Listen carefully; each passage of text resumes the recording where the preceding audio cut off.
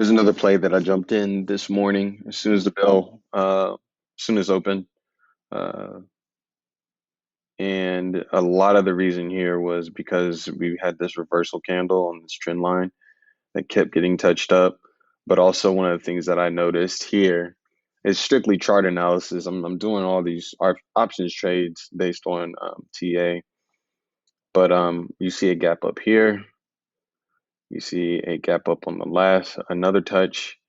You see no touches here, and then you see another touch recently on the 15th of this month, and then a gap up was a result. So this most recent touch, I am looking for and expecting. Um, Obviously, there wasn't an immediate gap up here, but I am expecting bullish momentum to take us higher. Put an alert for 62.15, just a recent high, really. If we go beyond that, I would then look to get out close to 68. So let me go ahead and write that in. I upgraded my charts too, so now I have the pro charts.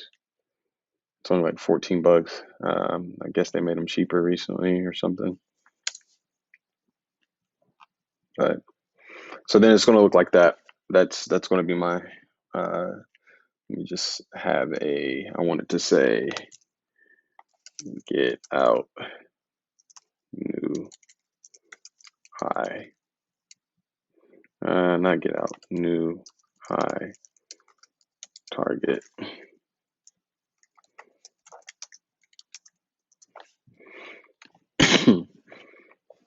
I'll get out that way. I might actually try to tie my brokerage account to this chart. You guys are going to see that, or you won't see it. So we'll see.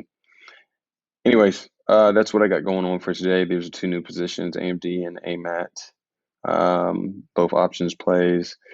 Kind of looking at these other guys using my same old chart analysis that I've been showing for Forex in the other videos.